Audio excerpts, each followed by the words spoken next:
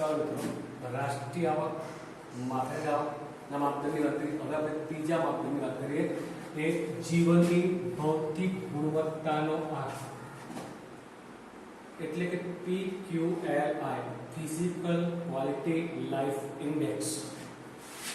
બરાબર, એનો પહેલો મુદ્દો જીવન ભૌતિક ગુણવત્તા આંકની રચના. આપેલો આમાં આયુષ્ય, શિક્ષણ અને બાળ મૃત્યુ દર, આ ત્રણેય માપદંડનો 100 નો આંક આપવામાં આવે છે.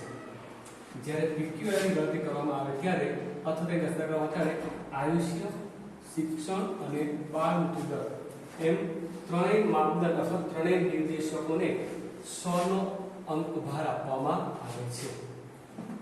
દરેક નિર્દેશની કામગીરીના આધારે 0 થી 100 ના આંક વચ્ચે ગુણ મૂકવામાં આવે છે. આયુષ્ય, શિક્ષણ અને બાળ મૃત્યુ, આ ત્રણેય આંક જે છે એને 100 નો ભાર આપવામાં આવે, અંક ભાર આપવામાં આવે છે. અને દરેક નિર્દેશની કામગીરીના આધારે 0 થી 100 ની વચ્ચેનો આંક મૂકવામાં આવે છે. આ ત્રણેય બાબતોમાં એક દેશને મળેલા ગુણનો સરવાળો થાય છે. ત્રણેય બાબતો જે છે આયુષ્ય, શિક્ષણ અને બાળ મૃત્યુ, આ ત્રણેયનો સરવાળો કરવામાં આવે છે અને પછી તેને 3 વડે ભાગવામાં આવે છે, એટલે કે સરેરાશ કાઢવામાં આવે છે. અને આ મળેલ આંકને PQLI કહેવામાં આવે છે, ફિઝિકલ ક્વોલિટી લાઈફ ઇન્ડેક્સ. શું નામ છે? PQLI. પરીક્ષામાં એક ગુણનો સવાલ પૂછી શકે કે PQLI નું પૂરું નામ લખો, તો ફિઝિકલ ક્વોલિટી લાઈફ ઇન્ડેક્સ. ગુજરાતીમાં ઉચ્ચારણ લખવાનો, સ્પેલિંગ લખવાના નહીં મિત્રો. બીજું, હવે PQLI ની મહત્વની બાબતો કઈ છે? તો જે દેશનો PQLI નો આંક 100 ની નજીક છે તેમ ઉપરની ત્રણેય બાબતોની કામગીરી ઉત્તમ પ્રકારની કહેવાય. જે દેશનો PQLI નો આંક જેમ 100 ની નજીક એમ એ દેશની ત્રણેય બાબતો કઈ? આયુષ્ય, શિક્ષણ અને બાળ મૃત્યુ દર, આ ત્રણેય બાબતોની કામગીરી કેવી કહેવાય? ઉત્તમ કહેવાય, શ્રેષ્ઠ કહેવાય. જે દેશની PQLI આંક 0 ની નજીક, 0 પાસે, ઉત્તમ કામગીરી. જેમ 0 ની નજીક તેમ તેની કામગીરી કનિષ્ઠ અથવા ઉત્તરતી કક્ષાની, નિમ્ન કક્ષાની, કનિષ્ઠ અથવા ઉત્તરતી કક્ષાની. PQLI ના આંકથી એક જ દેશના બે રાજ્યો, બે દેશો વચ્ચેની તુલના થઈ શકે છે. PQLI ના માપને આધારે, આંકને આધારે બે દેશની અને એક દેશના બે રાજ્યોની તુલના પણ થઈ શકે છે. જે દેશનો PQLI વધારે તે દેશનો વિકાસ વધારે, જે દેશનો PQLI નીચો એ દેશનો વિકાસ નીચો. રાઈટ? હવે આ થઈ આપણી મહત્વની બાબતો. હવે એની પોઝિટિવ બાબતો અથવા સકારાત્મક બાબતોની વાત કરીએ તો PQLI માનવ જીવનને સ્પર્શતી શિક્ષણ અને આરોગ્ય જેવી બાબતનો સમાવેશ થયો છે, જે સારી બાબત છે. માથાદીઠ આવક અને રાષ્ટ્રીય આવકના કરતા PQLI નો આંક ચઢિયાતો છે. માથાદીઠ આવક અને રાષ્ટ્રીય આવકના કરતા PQLI નો આંક ઓછો ચઢિયાતો છે. માથાદીઠ આવક અને રાષ્ટ્રીય આવકની મર્યાદા કરતા PQLI ની મર્યાદા કેવી છે? ઓછી છે. મતલબ કે રાષ્ટ્રીય આવક અને માથાદીઠ આવકના જે માપદંડ છે એના કરતા PQLI નો માપદંડ એક ઊંચી કક્ષાનો છે, ઊંચો છે એમ કહી શકાય. PQLI ના આંકના આધારે જુદા જુદા દેશોની, જુદા જુદા રાજ્યોની તુલના કરી શકે છે. PQLI ના આંકને આધારે જુદા જુદા દેશોની તેમજ એક જ દેશના જુદા જુદા રાજ્યોની પણ તુલના કરી શકે છે. બીજું, શહેરી અને ગ્રામીણ, સ્ત્રી અને પુરુષના PQLI ની તુલના પણ થઈ શકે. શહેરી અને ગ્રામીણ, સ્ત્રી અને પુરુષના PQLI ની તુલના પણ થઈ શકે. હવે અહીંયા વાત કરીએ PQLI ની મહત્વની બાબતો, સકારાત્મક, તો એમાં પણ મર્યાદા તો છે જ. PQLI ની મર્યાદા એમાં પણ છે. કોઈ આંક પૂરો નથી, એમાં પણ મર્યાદા. 3 માપદંડોનો જ સમાવેશ કરવામાં આવ્યો છે અથવા 3 નિર્દેશકોનો સમાવેશ કર્યો છે, જેના આધારે દેશનો સચોટ વિકાસ થયો છે તેમ કહી શકાય નહીં. અને 3 બાબતો ધ્યાનમાં લેવી છે. એક અપેક્ષિત આયુષ્ય, શિક્ષણ અને બાળ મૃત્યુ. આ 3 બાબતોને આધારે કોઈ પણ દેશનો સચોટ વિકાસ થયો છે તેમ કહી શકાય નહીં મિત્રો. આ 3 બાબતો સિવાય બીજી બાબતોનો પણ સમાવેશ કરવો જોઈએ. ત્રણ બાબતો સિવાય બીજી આવક બાબતોનો પણ સમાવેશ કરો. દાખલા કે આવકનો સમાવેશ કરવો જોઈએ, નથી કર્યો. ત્રણેય માપદંડનો માત્ર સરેરાશ દર્શાવે છે. આ ત્રણેય માપદંડો શું દર્શાવે છે? એક એવરેજ સરેરાશ દર્શાવે. સરેરાશના આધારે દેશનો અગ્રીમ કે પછાત કરી શકાય નહીં. સરેરાશ જે ગણવા હોય એના આધારે દેશ અગ્રીમ છે કે દેશ પછાત છે એવું કહી શકાય નહીં. સરેરાશના આધારે નિર્ણય લેવાતો નથી. કોઈ પણ દેશની સરેરાશના આધારે નિર્ણય લઈ શકાય નહીં. એક દેશના પીપીઆઈ એક બીજા દેશ કરતા વધારે હોય તો એવું ના કહેવાય કે એ દેશનો વિકાસ વધારે છે. મતલબ એ દેશના વિકાસ પીપીઆઈ કરતા બી દેશનો પીપીઆઈ જો વધારે હોય આપણે એવું ના કહી શકીએ કે બી દેશનો પીપીઆઈ વધારે છે એનો વિકાસ સારો છે એવું કહી શકાય નહીં મિત્રો. ત્રણેય માપદંડને એક સરખું મહત્વ આપવામાં આવે છે તે યોગ્ય બાબતે. ત્રણેય બાબતો આયુષ્યની એટલું જ શિક્ષણને પણ અને ત્રણેયને એક સરખો માપ આપવામાં આવ્યું છે જે યોગ્ય બાબત નથી. ત્રણેય બાબત એ માનવ જીવનના એક કરતા એક સરખું મહત્વ ધરાવતા નથી. ત્રણેય જે બાબતો છે આયુષ્ય, શિક્ષણ, બાળ એ માનવ જીવનમાં એક સરખું મહત્વ નથી ધરાવતા. જીવનની ભૌતિક ગુણવત્તામાં આવક મહત્વની છે તેની અહીંયા ઉપેક્ષા કરવાની. આવકને ધ્યાનમાં લેવામાં જ નથી. આપણું જીવન ક્યારે સુધરે? આપણી આવક વધે તો અહીંયા આવકની ઉપેક્ષા કરવાની. આવકને ધ્યાનમાં જ નથી જે ખરેખર લેવો જોઈએ. બરાબર. ધનિક દેશોની પીક્યુઆઈ વધવાની ગતિ ઘણી જ ધીમી હોય છે કારણ કે અમુક હદ સુધી આયુષ્ય વધારી શકાય, એથી વધારે વધારી શકાય નહીં. મનુષ્યનું જે આયુષ્ય છે અહીં આપણે અપેક્ષિત આયુષ્ય જે વાત કરી છે એ આયુષ્ય તમે જોઈ શકો તો મનુષ્યનું આયુષ્ય અપેક્ષિત આયુષ્ય 100 એથી વધારે કેટલું હોય શકે? એનાથી વધારે થઈ શકે નહીં. એટલે ધનિક દેશનો પીક્યુઆઈ વધવાની ગતિ ધીમી હોય છે કારણ કે અહીંયા અમુક હદ સુધી આયુષ્ય વધારી શકાય, તેથી વધારે ના.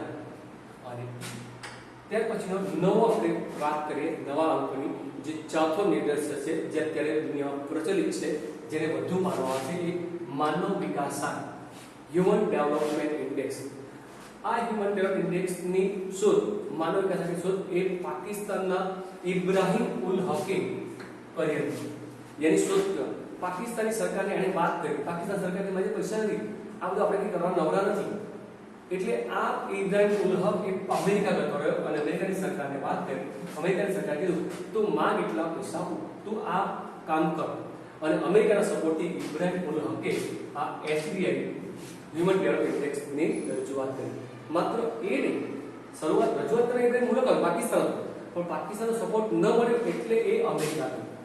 બરાબર. એટલે વિકાસનો અદ્યતન માપદંડ એ માનવ વિકાસ આંક છે. અને 1990 માં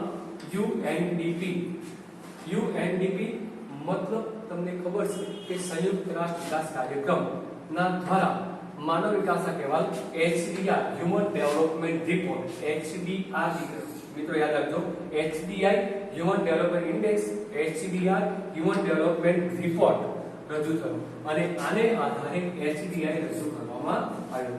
સંયુક્ત રાષ્ટ્રના યુએનડીપી કાર્યક્રમ મુજબ માનવ વિકાસ અહેવાલ રજૂ કરવામાં HDR રજૂ કરવામાં આવ્યો અને તેના આધારે HDI રજૂ કરવામાં આવ્યો.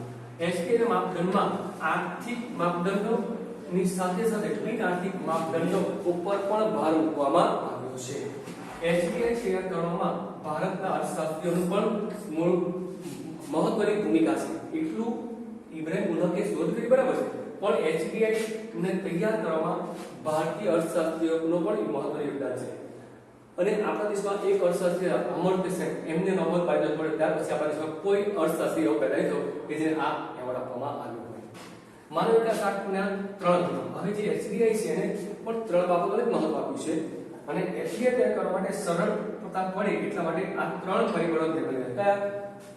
અપેક્ષિત આયુષ્ય, શિક્ષણ અને સારું જીવન ધોરણ. આ 3 બાબતોનો સમાવેશ કરવામાં આવ્યો છે. રાઈટ. એટલે ચોથો મહત્વની બાબત છે એ કઈ બાબત છે? માનવ વિકાસાંક જે દુનિયાના મોટા ભાગના દેશોએ સ્વીકાર્યું છે. HDI ની આપણે વાત કરી. હવે એના 3 નિર્દેશકો છે આપણે ડિટેલમાં જોઈએ આપણે. ચાલો મિત્રો આપણે જોઈએ હવે માનવ વિકાસાંકના ઘટકો HDI ના નિર્દેશકો અથવા ઘટકોની વાત કરીએ તો અપેક્ષિત આયુષ્ય, શિક્ષણ અને સારું જીવન ધોરણ એ મુખ્ય 3 ઘટકો હ્યુમન ડેવલપમેન્ટ ઇન્ડેક્સના. અપેક્ષિત આયુષ્ય પહેલું જન્મ સમયે વસ્તીનું અપેક્ષિત આયુષ્ય કેટલું છે તેના આધારે આંક અપાય છે. જન્મ સમયે વસ્તીનું અપેક્ષિત આયુષ્ય કેટલું છે તેના આધારે આંક અપાય છે. 50 વર્ષથી ઓછું આયુષ્ય હોય તો તંદુરસ્તીથી એ વંચિત છે એમ કહેવાય, અને 50 વર્ષથી આયુષ્ય વધુ હોય તો એ કેવું કહેવાય? ઊંચો, તંદુરસ્તી સારી, સ્થિતિ સારી કહેવાય. ફરી અપેક્ષિત આયુષ્ય, જન્મ સમયે વસ્તીનું અપેક્ષિત આયુષ્ય કેટલું છે તેના આધારે અંક અપાય છે. 50 વર્ષથી ઓછું આયુષ્ય તો તંદુરસ્તીથી વંચિત, આરોગ્ય સારું નહીં, અને 50 વર્ષથી વધુ અપેક્ષિત આયુષ્ય હોય તો તંદુરસ્તી સારી, સ્થિતિ સારી એમ કહેવાય. શિક્ષણ. પછી શિક્ષણનું પ્રમાણ જાણવા શિક્ષણની ટકાવારી કેટલી તે જાણવામાં આવે છે. શિક્ષણનું પ્રમાણ જાણવા માટે શિક્ષણ ટકાવારી કેટલી છે તે જાણવામાં આવે છે. 15 વર્ષથી વધુ ઉંમરની વ્યક્તિના શિક્ષણને ધ્યાનમાં લેવામાં આવે છે.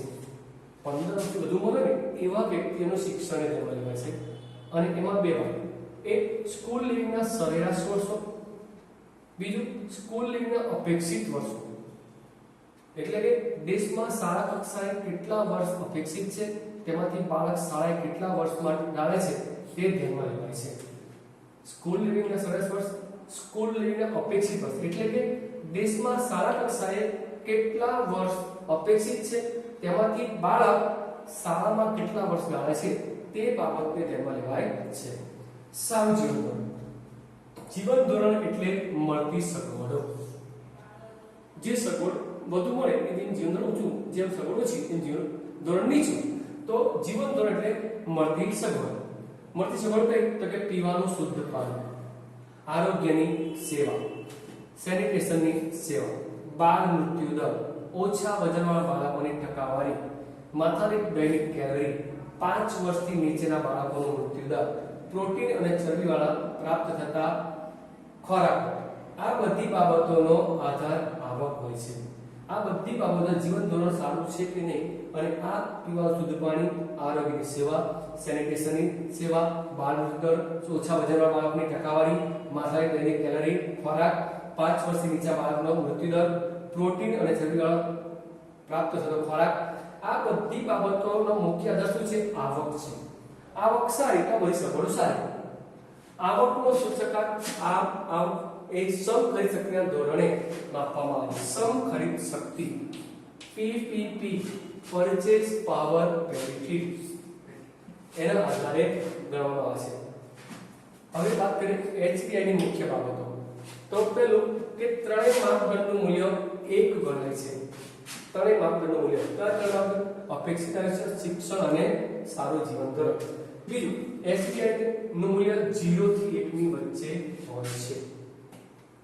જે દેશનો HPI 1 થી નજીક તે દેશનો વિકાસ સારો, એ દેશ વધુ વિકસિત દેશ. જે દેશનો HPI 1 થી દૂર એટલે કે 0 ની નજીક તેમ વિકાસ ઓછો.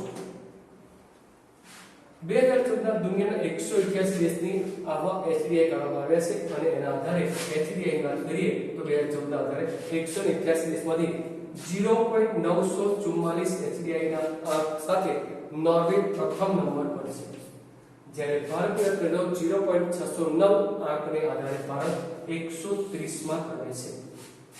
પહેલો નંબર નોર્વે, એક ભારત નંબર 130, અને સૌથી છેલ્લો 188 મો દેશ એ નાઇજર છે.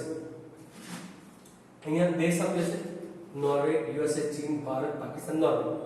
ત્યારબાદ HPI એનું મૂલ્ય કેટલું, એનો ક્રમ કેટલો, એનું મૂલ્ય કેટલું, એનો ક્રમ કેટલો. ત્યારબાદ માથાદીઠ આવક એવા. ત્યારબાદ જન્મ સમય અપેક્ષિત સરેરાશ આયુષ્ય. ત્યારબાદ અપેક્ષિત અભ્યાસના અપેક્ષિત વર્ષ અને અભ્યાસના વાસ્તવિક વર્ષ.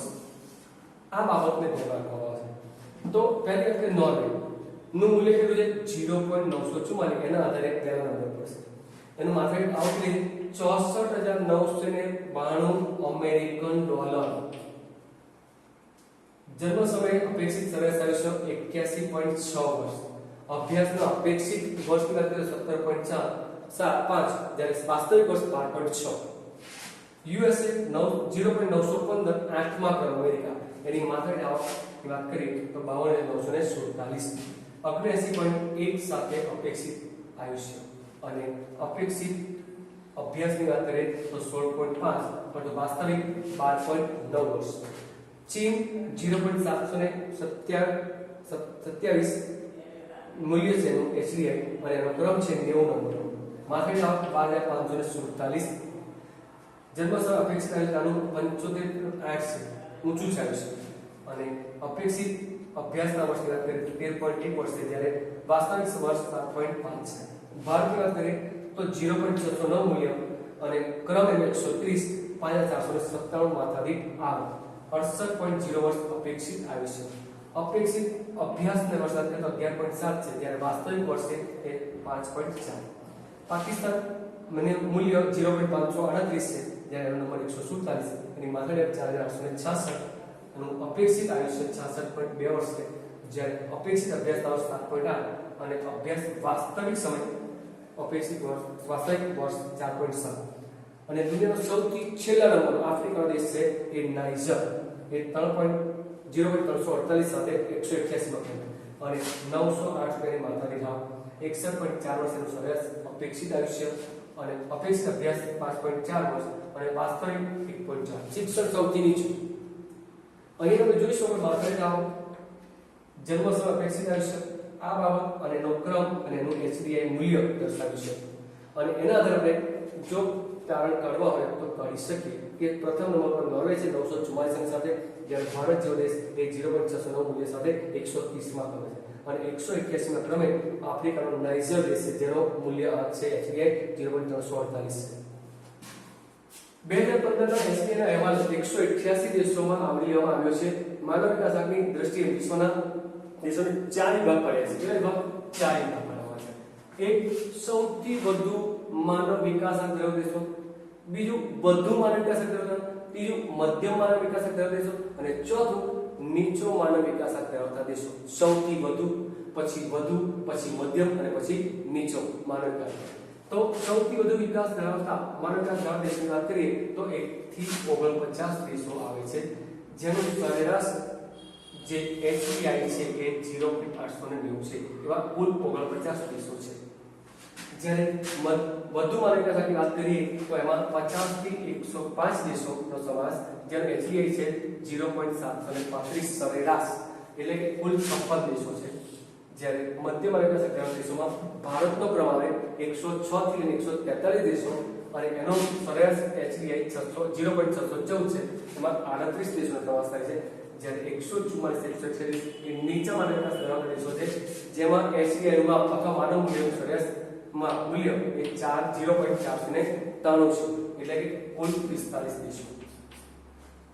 આમ 2015 ના માનવ વિકાસ આંકના તારણો પરથી કહી શકાય કે 2014 ના એચડીઆઈ દ્રષ્ટિએ નોર્વે પ્રથમ ક્રમે 0.944 એચડીઆઈ દ્વારા અથવા તો મૂલ્ય દ્વારા અને ભારતનો ક્રમ 0.609 મૂલ્યના સાથે 130મો અને ભારતનો સમાવેશ એ મધ્યમ માનવ વિકાસ આંક ધરાવતા દેશમાં થાય છે.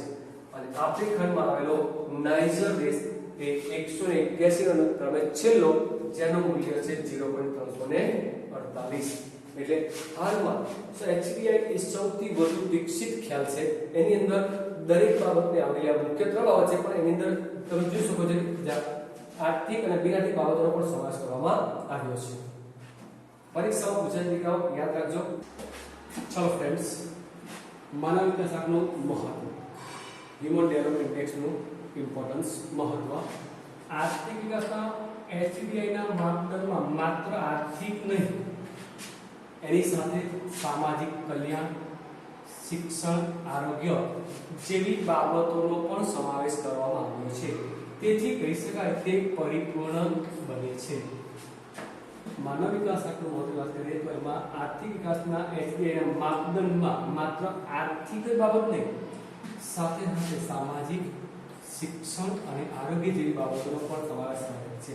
તેથી કહી શકાય કે પરિપૂર્ણ બને છે. એચડીઆઈ એ આર્થિક નીતિને ઘડનારો છે. એચડીઆઈ એ આર્થિક વિકાસનું સાધન છે. એચડીઆઈ એ માનવ વિકાસનો અંતિમ ઉદ્દેશ છે. એસબીઆઈ એ આર્થિક નીતિનું ઘડનારો છે, આર્થિક વિકાસનું સાધન છે અને માનવ વિકાસનો અંતિમ ઉદ્દેશ છે. ત્રીજું, સાચી પ્રગતિ. આર્થિક પ્રગતિ પ્લસ સામાજિક પ્રગતિ એટલે સાચી પ્રગતિનો માપદંડ કહી શકાય. એસબીઆઈ નો આ વિધેયાત્મક છે, મતલબ પોઝિટિવ છે. દેશનો એસબીઆઈ વધે તો દેશમાં શિક્ષણ અને આરોગ્યની સ્થિતિમાં સુધાર થયો છે એવું કહી શકાય. વિધેયાત્મક પોઝિટિવ કહી શકાય. એસબીઆઈ ના આંકથી વિકાસમાન દેશોને ક્યાં વિકાસની શક્યતા વધારે છે અને ક્યાં સરકારે વધારે કામ કરવાનું છે એ નો ખ્યાલ આવી શકે છે. એસબીઆઈ ના આંકથી વિકાસમાન દેશોના સરકારને ક્યાં વિકાસની શક્યતા વધારે દેખાય છે અને સરકારે ક્યાં વધારે કામ કરવાનું છે તેનો ખ્યાલ સ્પષ્ટપણે આવી શકે છે. એસબીઆઈ નો આંક એ વધુ પ્રગતિશીલ ખ્યાલ દર્શાવે છે. ત્યારબાદ એની મર્યાદા તો હોય છે. મર્યાદા એસબીઆઈ નો માત્ર 3 નિર્દેશકોનો સમાવેશ થયો છે, 3 માપદંડો દર્શાવ્યા છે, પણ તે ઓછા છે. બીજા સામાજિક નિર્દેશકોનો પણ સમાવેશ કરવો જોઈએ. એસબીઆઈમાં ત્રણેય પરિબળોનું મહત્વ સરખું આપવામાં આવ્યું છે અથવા દર્શાવવામાં આવ્યું, પરંતુ ત્રણેય પરિબળો જુદી જુદી પરિસ્થિતિમાં જુદું જુદું મહત્વ ધરાવે છે. માનવ વિકાસ આંક એ નિરપેક્ષ સ્થિતિ દર્શાવતો નથી, માત્ર સાપેક્ષ સ્થિતિ દર્શાવે છે. કઈ રીતે? કોઈ એક દેશની અન્ય દેશની તુલના કયા સ્થાને છે તે દર્શાવે છે, મતલબ કમ્પેરિઝન દર્શાવે છે ડાયરેક્ટ, પરંતુ નિરપેક્ષ સ્થિતિ દર્શાવતો નથી.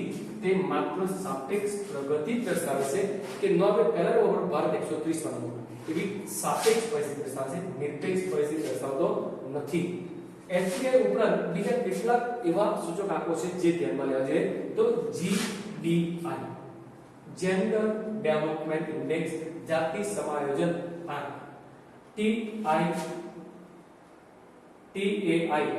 જેને કહેવાય ટેકનોલોજીકલ એચિવમેન્ટ ઇન્ડેક્સ, ટેકનોલોજી સિદ્ધિઆંક, એચપીઆઈ, હ્યુમન પોવર્ટી ઇન્ડેક્સ, માનવ ગરીબી આંક, એચસીઆઈ, હ્યુમન કન્ઝ્યુમર્સ ઇન્ડેક્સ, માનવ વપરાશ આંક જેવા નિર્દેશકોનો પણ ઉપયોગ કરવો જોઈએ. એસબીઆઈ ની વાત કરી તો એસબીઆઈ નું મહત્વ જો આપણે ત્યારબાદ આપણે એના મર્યાદા જોઈએ તો આ મર્યાદા અને આ એના મહત્વની વાત કરી. તો પહેલું એસબીઆઈ એ આર્થિક ગણનારો છે, સોરી આર્થિક વિકાસના એસબીઆઈ માપદંડ માત્ર આર્થિક નહીં, સામાજિક કલ્યાણ, શિક્ષણ, આરોગ્ય જેવી બાબતનો સમાવેશ થાય, જેથી એ પરિપૂર્ણ છે. એસબીઆઈ એ આર્થિક રીતે ઘડનારો છે, આર્થિક વિકાસનું સાધન છે, માનવ વિકાસનો અંતિમ ઉદ્દેશ છે. સાચી પ્રગતિ ઇઝ ઇક્વલ ટુ આર્થિક પ્રગતિ અને સામાજિક પ્રગતિ બંને ભેગી કરીએ તો ખ્યાલ આવે કે સાચી પ્રગતિ છે. એસબીઆઈ નો આ એ વિધેયાત્મક છે, પોઝિટિવ છે. જે દેશને એસબીઆઈ વધે છે તે દેશમાં શિક્ષણ અને આરોગ્ય સગવડોમાં સુધારો થાય એમ કહી શકાય. એસબીઆઈ ના આંકથી વિકાસમાન દેશોને કયા વિકાસની શક્યતા વધારે છે, ક્યાં સરકારે વધારે કામ કરવાનું છે તેનો સ્પષ્ટ ખ્યાલ આવે છે. એસબીઆઈ નો આંક એ વધુ પ્રગતિશીલ ખ્યાલ દર્શાવે છે. મર્યાદા એસબીઆઈ માત્ર 3 નિર્દેશકોને સમાવેશ કરે છે, પરંતુ એ ઓછા છે. એથી બીજા સામાજિક નિર્દેશકોનો સમાવેશ કરવો જોઈએ. એસબીઆઈમાં 3 પરિબળને મહત્વ સરખું આપવામાં આવ્યું છે, પરંતુ 3 પરિબળો જુદી જુદી પરિસ્થિતિમાં જુદું જુદું મહત્વ ધરાવે છે.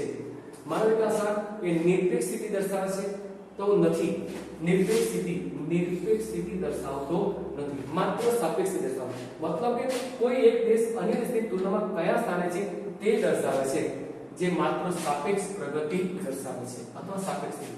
આ વખતે કેટલાક નિર્દેશકો બીજા છે. તો એમાં GDI, gender development index, TAI, technological achievement index, HPI, human poverty index અને એચસીઆઈ, હ્યુમન કન્ઝ્યુમર્સ ઇન્ડેક્સ જેવા નિર્દેશકો પણ ઉપયોગ કરવામાં આવે છે. ઓકે મિત્રો, બીજું લેસન આપણે અહીંયા પૂરું થાય છે.